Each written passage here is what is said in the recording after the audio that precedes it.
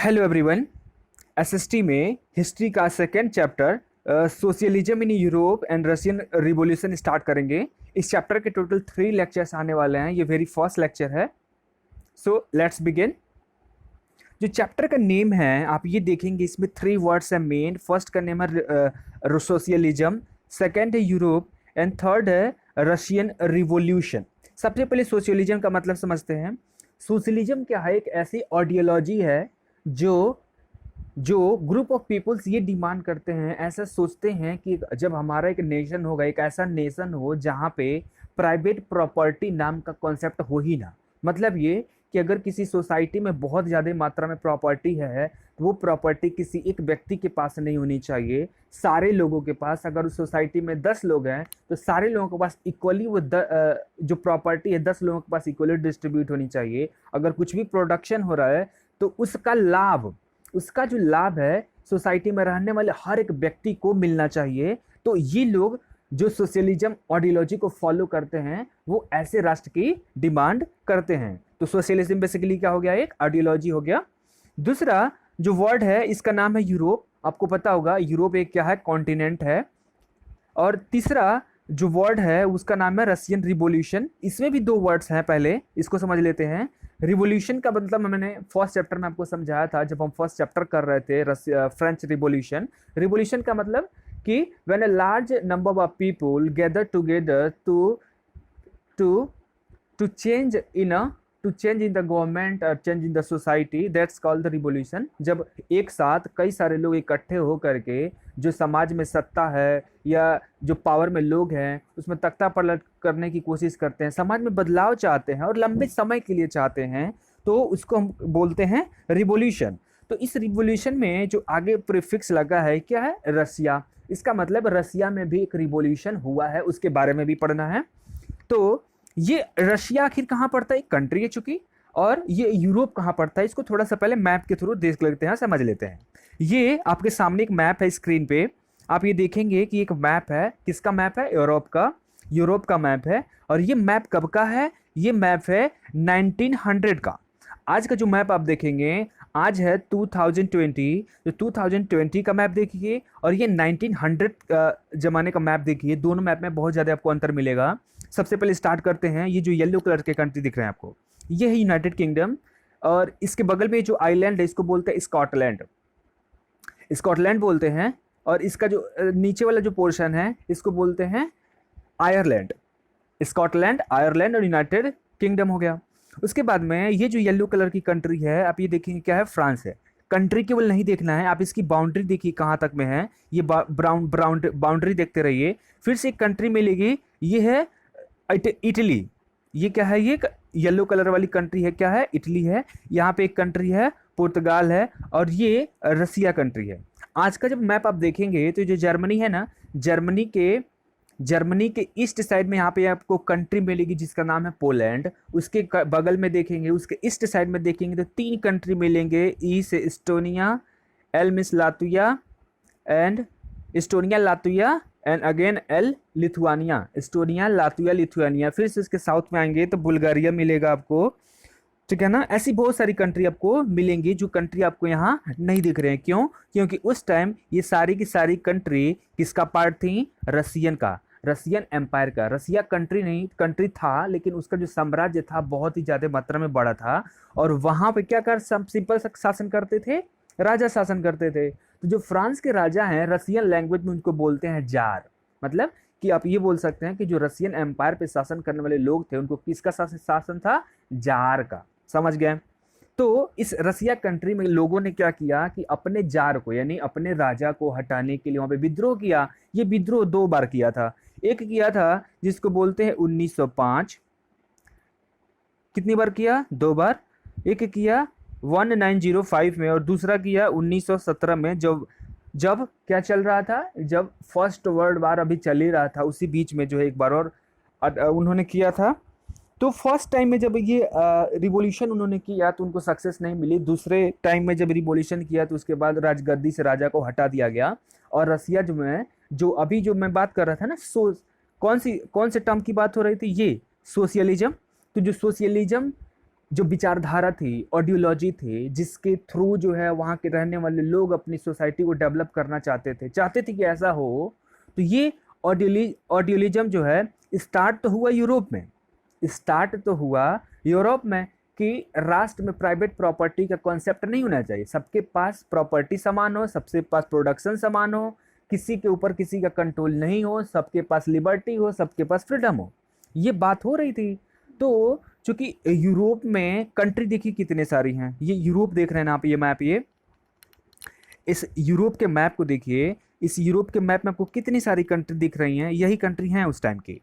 तो रिवॉल्यूशन कहाँ हो चुका है, रिवॉल्यूशन जो है इस कंट्री में हो चुका था, फ्रांस में हो चुका था, यहाँ के राजा साहब को हटा दिया गया था। उसके बाद में जो मेजर कंट्री थी ये रही जर्मनी, ये है ऑस्ट्रिया हंगरी, एक ही कंट्री हुआ करती थी, ये बुल्गारिया है, ये रोमानिया है, ये सर्बिया है, मॉन्टेनिग्रो है, एथेंस है, ग्रीस है, इटली है, इतनी सारी कंट्री थी ऑलरेडी। फ्रांस से जो क्रांति हुई थी तो वहाँ के लोगों के दिमाग में आया कि हाँ, हर एक व्यक्ति के पास क्या होना चाहिए, लिबर्टी तो होनी चाहिए। सोशल चेंज हो रहा था। सोशल चेंज किस बात का, क्योंकि जो सोसाइटी में अगर एक धर्म के लोग हैं, सारे धर्मों को फ्रीडम दीजिए आप। अगर चर्च है तो चर्च का किसी देश पे कंट्रोल क्यों होगा, वहाँ चर्च पे रहने वाले पादरी किसी देश को क्यों चलाएंगे, उनकी क्या औकात है उस देश को चलाने के लिए। तो लोगों के अंदर में ये दिमाग आ रहे थे। आपने उनके बारे में पढ़ा होगा, 3 जो वो फिलोसफर्स थे, उनकी आइडियोलॉजी के बारे में आपने पढ़ा, वो क्या सोचते थे, क्या कह रहे थे। तो वो जो है धीरे धीरे ये ऐसे कर करके ये विचारधारा पूरे यूरोप में, पूरे विश्व में फैलने लगी थी। तो जो उसी और वो विचार फैलने के दौरान भी सोशलिज्म का भी विचार आ गया। जो सोशलिज्म का विचार आ गया तो ये सोशलिज्म का विचार यूरोप के किसी भी कंट्री में एडजस्ट ही नहीं हो पाया। यूरोप के जो कंट्री अगर मोनार्की से चेंज हुए तो वो तो या तो डेमोक्रेटिक कंट्री हो गए, नहीं तो ऑटोक्रेसी में चेंज हुए, वरना सोशलिज्म कहीं आया ही नहीं। अब ये सोशलिज्म ट्रांसफर होते होते होते होते हुआ तो कहाँ हो गया, रशिया में। तो इसीलिए कहते हैं कि सोशलिज्म स्टार्ट तो हुआ, सोशलिज्म की विचारधारा स्टार्ट हुई कहाँ से, पूरे के पूरे ये यूरोप से, लेकिन ये विचारधारा ट्रांसफर कहाँ हो गई, रशिया में। ये भी देखिए रशियन एम्पायर, ये मैप है दूसरा वाला रशियन एम्पायर। ये जो कलर देख रहे हैं ना आप, ये आप आज आप ये कंट्री देखेंगे तो फिनलैंड का आप मैप देखिएगा 2020 वाले मैप में, तो फिनलैंड एक अलग कंट्री है, बट उस टाइम ये रशियन एम्पायर का पार्ट था। ये रशियन एम्पायर देखिए कहाँ तक है। आज जो आप जिस कंट्री को टर्की पढ़ते हैं, तुर्की, वो क्या था उस टाइम, उसका नाम या यूँ कहें वो किसके बाउंड्री में आता है, ऑटोमन एम्पायर के बाउंड्री में आता था। ये देखिए ये सेंट्रल यूरोप का पोर्शन है। और यहाँ पे आज जो कंट्री देखेंगे, जब मैं जिसका नाम ले रहा था, ये फिनलैंड हो गया। यहाँ आएंगे एस्टोनिया कंट्री है, यहाँ लातविया है, यहाँ लिथुआनिया है, यहाँ बुल्गारिया है, यहाँ यूक्रेन है, ठीक है ना। ये यूक्रेन का क्यू आइलैंड है। ये जो वाटर बॉडी देख रहे हैं इसका नाम है ब्लैक सी है। तो ये सारी कंट्री उस टाइम में सबका किसका पार्ट है, सब में किसका पार्ट है, ये रशियन एम्पायर का पार्ट थी। तो इस रशियन एम्पायर में क्या हुआ, रिवॉल्यूशन हुआ और यहाँ पे सोशलिज्म, सोशलिस्ट सोसाइटी बनी। और वही सोशलिस्ट जो सोसाइटी बनी वो आगे चल के किस में बदल गई, कम्युनिस्ट में बदल गए। उसके बारे में भी पढ़ेंगे। समझ में आ गया चैप्टर का मतलब, जो चैप्टर में 3 और 4 वर्ड्स थे इसकी मीनिंग समझ गए आप लोग, होपफुली समझ गए होंगे। सोशलिज्म समझ गए, यूरोप समझ गए और रशियन रिवॉल्यूशन के बारे में समझ गए। अब स्टार्ट करते हैं मेन टॉपिक से। जो फर्स्ट टॉपिक है ये है क्या, the age of the social change. Social change का मतलब, सोशल चेंज का मतलब कि समाज में एक प्रथा चली आ रही है, प्रथा क्या है कि क्रिश्चियन लोग हैं वो किसी चर्च को फॉलो करते हैं, जैसे इंग्लैंड में एक चर्च है जिसको बोलते हैं क्या, चर्च ऑफ इंग्लैंड। वैसे ही यूरोप के अदर कंट्री में, जैसे फ्रांस में फ्रांस का अलग चर्च है। तो हर एक चर्च को चलाने का, उनका जो कहने का मतलब है सोसाइटी को चलाने का डिवीजन जो अलग अलग हुआ करता था। तो हुआ क्या कि सोशल चेंज का मतलब, अब ये प्रथा चली आ रही थी और एक प्रथा ये चली आ रही है, कुछ लोग खड़े हो रहे हैं, ये कह रहे हैं कि नहीं ऐसे नहीं होना चाहिए, सेपरेशन ऑफ पावर करिए, सबको लिबर्टी दीजिए, सबको फ्रीडम दीजिए। तो वो क्या हो रहा है, और विचारधारा में चेंजेस हो रही है कि नहीं हो रही है। अब वही जब चेंज हो रही है उसी को जब लगेंगे अडॉप्ट लोग करने, उसी को क्या बोलते हैं, सोशल चेंज। तो जब एज ऑफ सोशल चेंज, 1-2 दिन में तो किसी भी सोसाइटी में चेंज तो आप कर नहीं सकते, ये प्रक्रिया लंबे समय तक से चलती है और लंबे समय तक चलती आती है। तो जो फ्रेंच रिवॉल्यूशन हुआ, स्टार्टिंग तो वहीं से हुआ था ना, जो फ्रेंच रिवॉल्यूशन हुआ कब हुआ, 1789 में, फर्स्ट चैप्टर में हमने पढ़ा है कि 1789 में जब Russian sorry French revolution start हुआ, तो इसने पॉसिबिलिटी बहुत सारी क्रिएटिव कर दी। क्या लाने के लिए? डेमोक्रेटिक चेंज लाने के लिए। हर जगह लिबर्टी दीजिए, तो सोसाइटी का जो स्ट्रक्चर वो चेंज हो। मोनार्की, राजा नहीं होने चाहिए किसी भी कंट्री में। तो हर एक जगह कंट्री में ये डिमांड होने लगी। सारे लोग यही चाहते थे क्या हो, कि कंप्लीट ट्रांसफॉर्मेशन हो। सारे लोग क्या चाहते थे? कंप्लीट ट्रांसफॉर्मेशन हो। अब उस जब बात हुई नहीं कि कंप्लीट ट्रांसफॉर्मेशन हो, कि मोनार्की को एकदम ही हटा दिया जाए, चर्च को एकदम ही बंद कर दिया जाए, धर्म को अलग रखा जाए और एक देश को अलग रखा जाए, तो इस विचारधारा को कुछ लोग चाहते थे सच में चेंज हो। तो जो चाहते थे चेंज हो उनको बोलते थे हम लोग लिबरल्स। क्या बोलते थे? लिबरल्स बोलते थे। कि लिबरल्स क्या चाहते थे? कि जो सोसाइटी में चेंजेज वो होनी चाहिए, धीरे धीरे होनी चाहिए। दूसरे समूह के लोग थे उनको बोलते थे रेडिकल्स। रेडिकल्स क्या चाहते थे? कि नहीं, सोसाइटी में जो चेंज होनी चाहिए ना, वो बहुत तेज गति से होनी चाहिए। और तीसरे कैटेगरी के वो लोग थे जो ये सोचते थे नहीं, जो सोसाइटी में पहले से प्रथा चल रही है, हमको उसका इज्जत सम्मान चलना चाहिए। जो हमारे पादरी लोग हैं, हमारा चर्च है, हमारे राजा, उनका आत्म सम्मान करना चाहिए। जैसे वो देश चलाना चाहते हैं ऐसे चलाना चाहिए। मतलब ये कि एक सिंपल सा थे परिवर्तन विरोधी। इनको कोई परिवर्तन पे सोसाइटी में चाहिए ही नहीं, जो है वही सीख है। तो ऐसे लोगों को बोलते थे कंजर्वेटिव्स। लिबरल्स क्या होगा? ये चाहते थे थोड़ा सा लोगों को फ्रीडम दिया जाए, थोड़ा दिया जाए, धीरे धीरे हो। और रेडिकल्स क्या चाहते थे? सोसाइटी में चेंज जो बहुत रैपिड मोशन में हो, सब बहुत ज़्यादा रैपिड मोशन में हो। समझ में आ गया इन तीन लोगों का मतलब? तो जो लिबरल्स है, अब देखिए ये तीनों आइडियोलॉजी के लोग, ये तीनों बेसिकली क्या है? आइडियोलॉजी है। आइडियोलॉजी का मतलब एक विचारधारा है कि मेरी ये थिंकिंग है, आपकी ये थिंकिंग है, आपकी ये थिंकिंग है। अब एक थिंकिंग में सभी लोग यही चाहते थे कि हमारा देश, एक सपना देखते थे कि लिबरल्स सोचते थे कि मेरा देश ऐसा होना चाहिए, रेडिकल्स ऐसा सोचते थे हमारा देश ऐसा होना चाहिए, कंजर्वेटिव तो भाई जो हैं वो यही हैं, उनका तो चल ही रहा है ऑलरेडी। तो लिबरल्स एक ऐसा नेशन चाहते थे जहाँ पे हर एक धर्म को क्या हो, टॉलरेट किया जाए, कि हर एक धर्म का क्या हो, सम्मान हो। अब किसी को चर्च ऑफ इंग्लैंड के रूल रेगुलेशन फॉलो करने वो माने, किसी को अगर ग्रीस के चर्च के रूल एंड रेगुलेशन मानने वो माने, किसी को फ्रांस के चर्च के रूल एंड रेगुलेशन मानने, किसी भी कंट्री में रहता वो माने, उसको कोई फर्क नहीं होना चाहिए। वो मुस्लिम है, मुस्लिम धर्म माने, अगर बौद्ध है तो बौद्ध धर्म माने, कोई फर्क नहीं होना चाहिए। सारे धर्म में टॉलरिज्म होना चाहिए। और ये खिलाफ थे किसके? कि जो भी डायनेस्टी के रूलर्स हैं ना, वो अपने जो पावर का मिसयूज करते हैं, वो पावर पे अनकंट्रोल्ड पावर जो है नहीं होना चाहिए, नहीं, बिल्कुल नहीं होना चाहिए। और वो चाहते थे कि जो भी इंडिविजुअल्स हैं, जो भी आज समाज में रहने वाले लोग हैं, उनको क्या मिले, राइट्स मिले। वो आर्ग्यू करते थे क्या करने के लिए? एक पार्लियामेंट्री गवर्नमेंट बने। पार्लियामेंट्री गवर्नमेंट का मतलब कि सिंपल सा मतलब है कि हमारी जो सोसाइटी में रहने वाले लोग हैं अपने रिप्रेजेंटेटिव्स को वो चुने। लेकिन ये कभी भी किसको सपोर्ट नहीं किए? यूनिवर्सल एडल्ट फ्रेंचाइज का मतलब कि जो भी पार्लियामेंट्री गवर्नमेंट बनेगी, मोनार्की जब हट जाएगी तो पार्लियामेंट्री गवर्नमेंट बनेगी, प्राइम मिनिस्टर या प्रेसिडेंट बनेंगे, तो उनको जो चुनने के लिए लोग वोट देंगे ना, तो वो कभी भी इनको सपोर्ट नहीं किया यूनिवर्सल एडल्ट फ्रेंचाइज को। यूनिवर्सल एडल्ट फ्रेंचाइज की जब बात करते हैं तो इसको सीधे किससे लिंक करना चाहिए? डेमोक्रेट से। डेमोक्रेसी का मतलब यही होता है कि हर एक व्यक्ति को आप राइट दीजिए, वोटिंग राइट भी, right of equality, right of dignity, right to speech, सब कुछ देना चाहिए। तो ये आप ये मत समझिए कि डेमोक्रेसी का सपोर्टर थे, नहीं, ये सिंपल सा ये थे। अब देखिए लिबरल्स क्या चाहते थे कि वोटिंग राइट हो, वोटिंग के राइट के थ्रू जो हमारे रूलर्स है उनको चुना जाए, बट जो वोट देने का अधिकार है केवल उन्हीं को दिया जाए जो बहुत ज़्यादा लोग समाज में धनी हैं। समझ रहे हैं? और ये क्यों कहते थे? वो इसलिए कहते थे कि ऑलरेडी जो जितने भी लिबरल सोच वाले लोग थे वो सारे के सारे धनी थे, उनकी खुद की इंडस्ट्री थी, बहुत बड़े बड़े कारखाने थे, ये सारे के सारे इंडस्ट्रियलिस्ट थे, इसीलिए इस विचारधारा को सपोर्ट करते थे। और अगेंस्ट थे कि सारे लोगों को वोट जो है, महिलाओं को वोट देने के तो कम्प्लीटली अगेंस्ट थे। वो चाहते ही नहीं थे कि उनको मिले, समाज में जो गरीब होते हैं उनको ना मिले, जो वर्कर्स हैं, इंडस्ट्रियल वर्कर्स हैं, उनको वोटिंग राइट ना मिले, फार्मर्स को वोटिंग राइट ना मिले, तो उसके खिलाफ थे। लेकिन डेमोक्रेट्स क्या चाहते थे? डेमोक्रेट्स चाहते थे नहीं, समाज में क्या होना चाहिए? यूनिवर्सल एडल्ट फ्रेंचाइज होनी चाहिए। ये मैप हमने डिस्कस कर लिया, ये भी मैप डिस्कस कर लिया। दूसरे जो आइडियोलॉजी के लोग थे वो कौन थे? रेडिकल्स थे। रेडिकल्स क्या चाहते थे? ये भी चाहते थे, सिंपल सा बात है, सपना किसको देखना नहीं पसंद है, तो ये भी एक सपना देखते थे कि हमारा जो नेशन हो ये कैसा नेशन होना चाहिए? तो ये जो नेशन में हमारी जो गवर्नमेंट वाली, ये मेजॉरिटी ऑफ कंट्री के बेसिस पे होनी चाहिए। जो मेजॉरिटी पॉपुलेशन है ना सोसाइटी में, बहुत सारे लोग हैं, तो गवर्नमेंट को कौन चुने? यही लोग चुने। वो गवर्नमेंट जो है क्या करें, अब ये जो गवर्नमेंट को चुनने का जो राइट है ये भी चाहते थे कि लोगों के पास हो, और ये किसके फेवर में थे, ये भी वोटिंग राइट के फेवर में थे। बट ध्यान से सुनिएगा, ये जो है कंसंट्रेशन ऑफ प्रॉपर्टी के कंप्लीटली अगेंस्ट थे।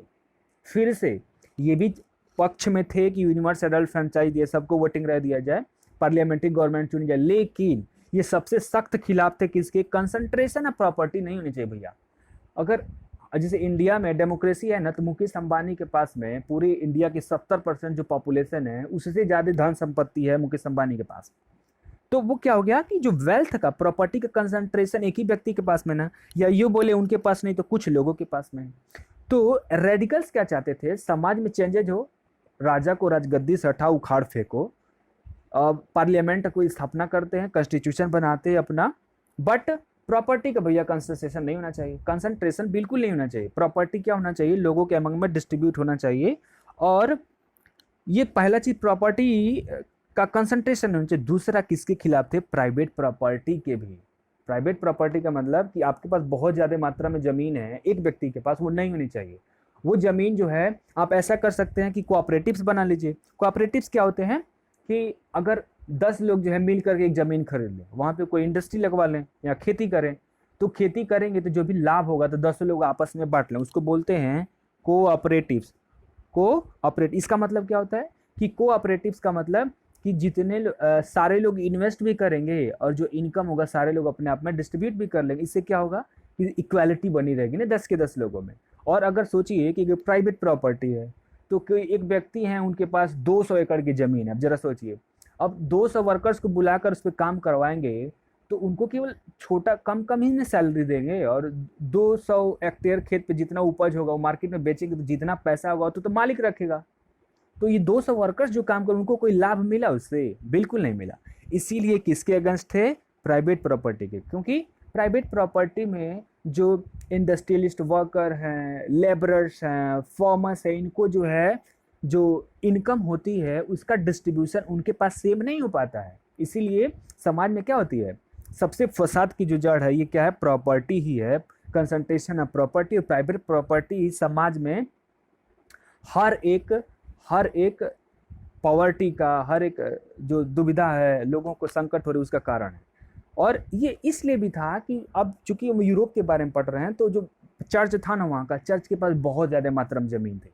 एक ही इंडस्ट्री है उनकी, 10 जगह 12 जगह इंडस्ट्री चली, उनके पास ज़मीन थी। तो ये रेडिकल सोचते थे ऐसा कि हमारा नेशन एक दिन ऐसा होना चाहिए कि जहाँ पे सबको इक्वलिटी होगी, इक्वलिटी इन सेंस, वेल्थ के सेंस में। थर्ड जो कैटेगरी के लोग थे, मैंने बताया कंजर्वेटिव, भैया साहब तो एकदम खतरनाक क्वालिटी के थे। ये रेसिस्ट करते थे, नहीं कोई चेंज नहीं होना चाहिए, राजा साहब रहेंगे, बिल्कुल नहीं देंगे, क्यों हटाएंगे। हर एक चीज़ का क्या करते थे, रिस्पेक्ट करते। लेकिन धीरे धीरे क्या हुआ कि इन्होंने भी जो चेंजेज हो रहे थे ना सोसाइटी में उसको एक्सेप्ट करना शुरू कर, लेकिन ये बहुत ज़्यादा क्या था, स्लो था। लेकिन ये एक्सेप्ट करने लगे अपने आप से, धीरे धीरे समाज ने इनको एक्सेप्ट करना शुरू कर, लेकिन हमेशा ये चेंजेस के क्या थे, अगेंस्ट ही रहे हैं। समझ में आई बात। जो नेक्स्ट टॉपिक है ऑडियोलॉजी, समझ गए। अब क्या हुआ कि जो इंडस्ट्रीज थी और सोशल चेंज का इसका क्या रिलेशन था। देखिए ये जो टाइम था ना ये सोशल चेंज का था, तो इसके साथ में केवल सोशल चेंजेज नहीं हो रहे थे, इसके साथ में इकोनॉमी में भी चेंजेज हो रही हैं। इकोनॉमी में इसलिए चेंज कि आपको पता होगा कि इंडस्ट्रियल रिवॉल्यूशन जो है 1688 सबसे पहले इंग्लैंड में 1688 ईस्वी से इंडस्ट्रियल रिवॉल्यूशन शुरू हो गया था, और धीरे धीरे यूरोप के बाकी कंट्री में भी स्टार्ट हो गया था। तो जो इंडस्ट्रियल रिवॉल्यूशन जब स्टार्ट होगा तो क्या होता है, सोचिए जरा, हर जगह इंडस्ट्री लगेगी, रेलवे लाइन्स लगी बिछने, ठीक है ना, पोस्ट ऑफिस लगे बनने, मोबाइल फोन्स के आविष्कार होने लगे, भाप इंजन खोज हुआ, तो लोग क्या हुआ एक जगह से दूसरे जगह लगे ट्रैवल करने, प्रिंटिंग प्रेस बन गए, तो न्यूज़पेपर छपती थी, तो न्यूज़पेपर पढ़ करके लोग क्या होते थे, अवेयर होते थे। एक जगह से दूसरे जगह ट्रेन के थ्रू जब ट्रैवल करते थे तो एक इलाके के दूसरे इलाके के लोगों से जाके मिलन हो रहा है, तो वो एक दूसरे की बातें सुनते थे, तो वो भी उन आइडियोलॉजी से प्रभावित हुए। तो ये जो सोशल चेंज में बहुत ज़्यादा मात्रा में योगदान रहा किसका, इंडस्ट्रीज़ का, इन्हीं इंडस्ट्रीज़ का। और जो रिवॉल्यूशन कराने में भी योगदान रहा वो भी इंडस्ट्री का ही रहा। क्यों, क्योंकि इंडस्ट्री में कौन काम करेगा, इंडस्ट्रियल लेबर्स काम करेंगे। अभी लेबर्स काम करते थे, उसमें मेल भी थे, फीमेल भी थी, तो जो मेल को जो वेजेज मिलती थी ना वो थोड़ी ठीक ठाक मिलती थी, इतनी ज़्यादा नहीं थी लेकिन फिर भी ठीक थी। वेजेज वैसे कम थी। अगर मान लीजिए कि 100 रुपये किसी मेल वर्कर्स को मिल रही थी जो 12 घंटे इंडस्ट्री में काम कर रहा है। 12 से 14 घंटे तो नॉर्मल था, 15 घंटे नॉर्मल था काम करना। अब उनको मिल रही है ना, तो वुमेन्स को कितनी मिलेगी? 60 या 50 रुपीज़, या कभी कभी 30 रुपीज़ में ही वो 30 वहाँ की करेंसी में, यूरो करेंसी में या लीबर में इतने ही पैसे मिलते थे सेम काम के लिए। अब सोच लीजिए कितनी जो है डाइवर्सिटी या डिस्क्रिमिनेशन था in the sense of the wages. तो जो इंडस्ट्रियल लेबर्स थे क्यों हंगामा नहीं करें, वो स्ट्राइक करना शुरू कर दिए, गवर्नमेंट को कहे कि नहीं हटाइए, ये सब नहीं होना चाहिए बिल्कुल भी। अभी पढ़ेंगे आगे, जो नेक्स्ट लेक्चर है उसमें कार्ल मार्क्स के बारे में पढ़ेंगे कि उन्होंने जो क्या कहा था, ठीक है ना। अब ये जो इंडस्ट्रियल, यही जो है यहीं से स्टार्ट हो गया किसका? इंडस्ट्रियल रिवॉल्यूशन जो चल रहा था। अब इंडस्ट्रियल रिवॉल्यूशंस के साथ में ही सोसाइटी में चेंज का भी रिवॉल्यूशन जो है स्टार्ट हो गया।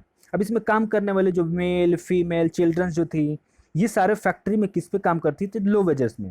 अब जो जितने भी लिबरल्स और रेडिकल्स थे, ये चाहते थे कि जो फैक्ट्री ओनर्स थे, अरे भाई फैक्ट्री ओनर हो आप, आपकी कंपनी में काम करने वाले जितने लोग हैं उनके कम से कम दुख दर्द को समझो, उनको अच्छी सैलरी दो, उनको अच्छी मेडिकल फैसिलिटी दो, वो जहाँ रहते हैं वहाँ पे साफ सफाई करवाओ, बीमारियाँ हो रही हैं उनको दवा दो। बट ये कुछ नहीं था। तो इतने लिबरल्स और रेडिकल्स थे, इतने समझाते समझाते थक गए इंडस्ट्रियल वर्कर्स। तो इन्होंने क्या किया कि जो इंडस्ट्रियलाइजेशन का बेनिफिट है यार, समाज के हर एक सोसाइटी को तो मिलना चाहिए, लेकिन ये नहीं मिल पा रहा है, ये वर्कर्स के पास भी पहुंचना चाहिए। जो केवल किसके पास जा रहा है? लिबरल्स के पास, जो इंडस्ट्री के मालिक हैं उनके पास ही तक रह जा रहा है। जो इनकम हो रहा है, जो फैसिलिटी मिलनी चाहिए लोगों को, वो कम से कम उनके पास तो पास ऑन करो। नहीं हो रहा था। अब क्या बात हुआ, जब ये समझाते समझाते थक गए, तब बात आई नहीं भैया अब बहुत हो गया, अब आना चाहिए सोशलिज्म।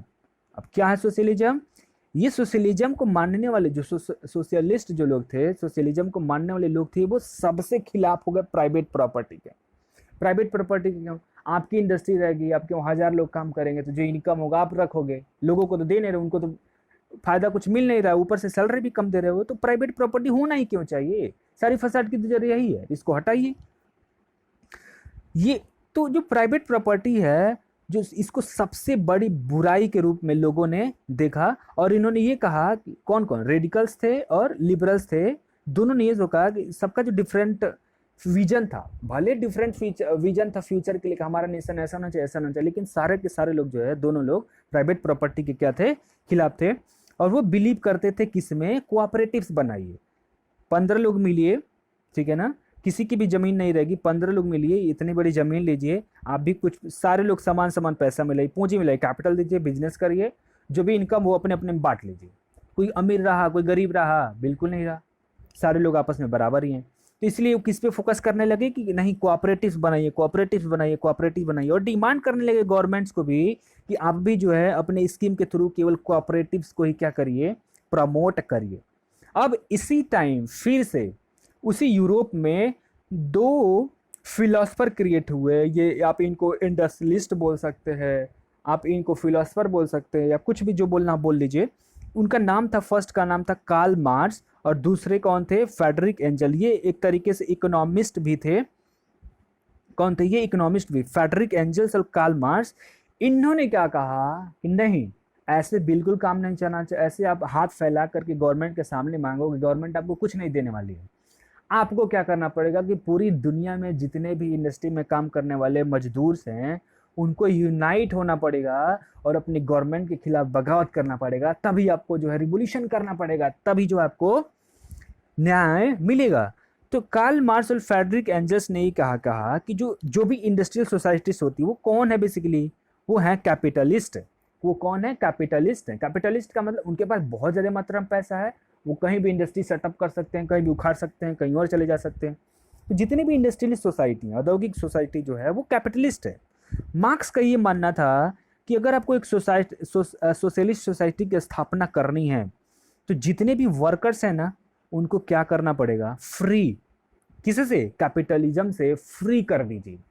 मतलब कि वो इंडस्ट्री के ऊपर डिपेंडेंट ना रहे, अपना खुद का ग्रो करें, वो उस पर डिपेंडेंट उसको फ्री कर देना है। किसके चंगुल से? कैपिटलिज्म के चंगुल से, इंडस्ट्रियलिज्म के चंगुल से। और ये कब हो सकता है? जब हम एक सोसाइटी बनाए जिसका नाम रहेगा कम्युनिस्ट सोसाइटी। तो इन्होंने एक अलग ही विचारधारा रख दी कि हमको सोसाइटी कैसी बनानी है? कम्युनिस्ट सोसाइटी बनानी है। लेकिन कुछ लोग अभी भी फेवर कर रहे थे किसका, सोशलिज्म का। अब ये जो सोशलिस्ट जो लोग थे वो अपनी मांग को रखने के लिए उन्होंने क्या कर दिया, ऑर्गेनाइजेशन बनानी शुरू कर दी, और सबसे बड़ा एक ऑर्गेनाइजेशन बनाया जिसका नाम था सेकेंड इंटरनेशनल।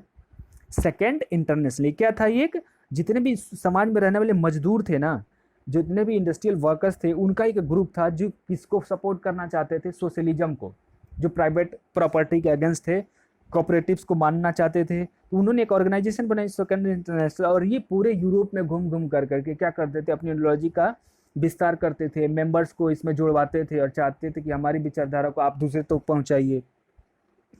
तो ये धीरे धीरे बहुत देशों में फैला। तो ये जर्मनी के वर्कर्स, इंग्लैंड के वर्कर्स जो है इससे जुड़ने लगे। उन्होंने भी एसोसिएशन बनाए और उनके दिमाग में भी ये बातें बैठ गई कि अगर लिविंग कंडीशन को भैया अगर बेटर करना है तो रिवॉल्यूशन तो एकदम मैंडेटरी है, नेसेसरी है, आप जो कह लीजिए, वो तो होना ही पड़ेगा। अब ये जो मेंबर्स थे इसको फंड करते थे किस बात के लिए, कि ये फंड करते थे कि जैसे काम करना है, पम्पलेट छपवाने हैं या फिर न्यूज़पेपर्स डिस्ट्रीब्यूट करने थे, इनको फंड भी मिलती थी जो ऑर्गेनाइजेशन थी। इसके साथ में इनकी मांगे बेसिकली क्या थी, मांगे क्या थी कि डिस्टेंस में आप कमी लाइए, जो वर्किंग आवर्स आप करवा रहे हैं यार, 16 घंटे 18 घंटे 15 घंटे कौन काम करता है, डेली काम करने के अगले दिन आप जिंदा रहेंगे काम करने के लिए, बिल्कुल नहीं रह पाएंगे, खतरे बनते हैं बहुत ज़्यादा। फिर से राइट टू वोट, सबको वोटिंग राइट दीजिए, वुमेन्स हो, मेल हो, फीमेल हो, क्यों आप केवल धनी लोगों को देंगे, सबको दीजिए, यूनिवर्सल रेंट फ्रेंचाइज दी थी, ये इनकी जो मेन डिमांडेड थी कि आप ये कीजिए। अब ये जो सोशलिज्म का विचार भी मैंने बताया ना कि यूरोप में कहीं टिका ही नहीं, ये पहुंच गया सीधे कहाँ पे, रसिया में। तो रसिया में रिवोल्यूशन वहाँ के लोगों ने किया, वहाँ के वर्कर्स ने किया, वहाँ के फार्मर्स ने किया। कब, 1940 में स्टार्ट हुआ। तो 1914 में क्या था कि अभी मैंने बताया कि वहाँ के जो राजा थे उनको क्या बोलते थे, जार, क्या बोलते थे, रसियन लैंग्वेज में बोलते हैं जार, TSAR, इनको लिखा टसार लेकिन इनको जार पढ़ते हैं, ठीक है। तो वहाँ के जो राजा थे उसका नाम था निकोलस सेकेंड। ये पूरे के पूरे रसियन एम्पायर का, देखे ना कितना बड़ा कितना छोटा था रसियन एम्पायर, ऑलरेडी पूरी दुनिया का सबसे बड़ा देश है रसिया, और ऊपर से यूरोप के लगभग आप देख सकते हैं 30 से 40% देशों पर उनका कब्जा था रसियन एम्पायर का, कितना छोटा है आप देख लीजिए। तो 1914 में निकोलस सेकेंड वहाँ के रसियन एम्पायर के राजा थे। अब वहाँ की इकोनॉमी सोसाइटी के क्या थी, थोड़ा सा सोसाइटी स्ट्रक्चर करते हैं, समझते हैं। जो रसिया की 85% जो 85% जो पॉपुलेशन थी वो क्या थी, एग्रीकल्चर पे बेस्ड थी, एग्रीकल्चर करती ही थी। ये एग्रीकल्चर करने वाली जो पॉपुलेशन रसिया में 85% थी ना, यूरोप के किसी भी कंट्री में इतनी नहीं थी। यहाँ तक कि जो सबसे बड़े बड़े कंट्री आपके जर्मनी और फ्रांस है, यहाँ पे भी मात्र 40 से 45% लोग ही खेती करते थे। बट ये रसिया जो था, गरीब देश था एक तरीके से, और यहाँ की 85% पॉपुलेशन जो क्या करती थी, वो क्या करती थी, एग्रीकल्चर करती थी। लेकिन धीरे धीरे जैसे इंडस्ट्रियल रिवॉल्यूशन हुआ तो इंडस्ट्री लगी सेटअप होने, और ये इंडस्ट्री सेटअप किसने की, प्राइवेट प्रॉपर्टी थी, जो भी इंडस्ट्रियलिस्ट थे, जो मालिक थे उनके वहाँ पे। अब वहाँ उस इंडस्ट्री में काम करने वाले जो वर्कर्स थे वो क्या थे, अलग अलग ग्रुप्स में डिवाइड थे। डिवाइड क्यों नहीं होंगे, कोई मान लीजिए कि हिंडाल्को कंपनी है, कोई टाटा कंपनी है, कोई जगुआर कंपनी है, तो हर कंपनी में वर्कर जो है अलग अलग क्षेत्र में काम कर रहे हैं, तो सिंपल सी बात है वो अलग होंगे। तो इसीलिए कभी भी जब स्ट्राइक होता था ना, वो स्ट्राइक यानी हड़ताल करनी होती थी, तो कभी वो क्या होते थे, एक साथ नहीं कर पाते थे, क्योंकि दूरी दूरी पे थे और एक दूसरे का कनेक्शन नहीं था, उनको पता भी नहीं था कि हंगामा करना है तो कैसे करना है, सारी चीज़ें थी नहीं। लेकिन तो ये सारी चीज़ें थी कि वो लोग क्या थे कि एक दूसरे वर्कर्स को किसी से मतलब ही नहीं था, बस उनको था कि भेड़ के जैसे जाके काम करना है, साल वेजेस लेने जितनी मिल रही है, बस परिवार को चलाना है। लेकिन जो पीजेंट्स थे ना, किसान थे उस सोसाइटी के, वो किसी भी नोबेलिटी का, आप राजा हैं, अब चर्च के लोग हैं, कोई मतलब ही नहीं, रिस्पेक्ट ही नहीं करते थे वहाँ के पेजेंट्स, वहाँ के जो, और यहाँ तक कि जो पेजेंट्स थे रसिया के, वो गवर्नमेंट को टैक्स भी नहीं दिया करते थे समय से। इतना इनको था कि अपने अंदर जो घमंड था कि हम क्यों मानने जाए उनकी बात में। लेकिन इसके सीधे उलट था कहाँ पे, फ्रांस में। फ्रांस में आपने देखा ना कि वहाँ पे जो थर्ड स्टेट के जितने भी लोग थे वो डर के रहते थे राजा से, राजा उनको सजा देता था, उन्हीं के ऊपर टैक्स का बर्डन था। लेकिन रसिया के जो फार्मर थे, ये इनके पास पहले से ही फ्रीडम थी बहुत ज़्यादा मात्रा में, वो किसी की रिस्पेक्ट ही नहीं करते थे, पहला चीज़। दूसरा, टैक्स भी नहीं देते थे। तो इसीलिए इस सेंस में वो क्या थे, फ्रांस के जो पेजेंट्स थे उनसे क्या थे, एकदम बिल्कुल ही अलग थे। तो रशियन के जो पेजेंट्स हो गए, ये क्या थे कि पेजेंट्स ऐसी कम्युनिटी थी ये क्या करती थी, कम्युनिटी मतलब अभी बात हो रही थी ना उसकी, कोऑपरेटिव सोसाइटी। तो ये यहाँ के जो फार्मर्स थे ये सच में ऐसा काम कर रहे थे पहले से ही। 15 लोग 20 लोग एक साथ फार्मिंग कर रहे हैं, और फार्मिंग जो इनकम होता, पूंजी भी साथ लगाते थे, और जितना भी इनकम वो अपने में डिस्ट्रीब्यूट कर लेते थे। तो ये थी रसिया की कहानी। जो नेक्स्ट लेक्चर रहेगा उसमें रसिया को बहुत ज़्यादा डिटेल में पढ़ेंगे, रिवॉल्यूशन कैसे हुआ, ब्लडी संडे क्या है, ये सारी चीज़ें पढ़ेंगे। Okay, thank you.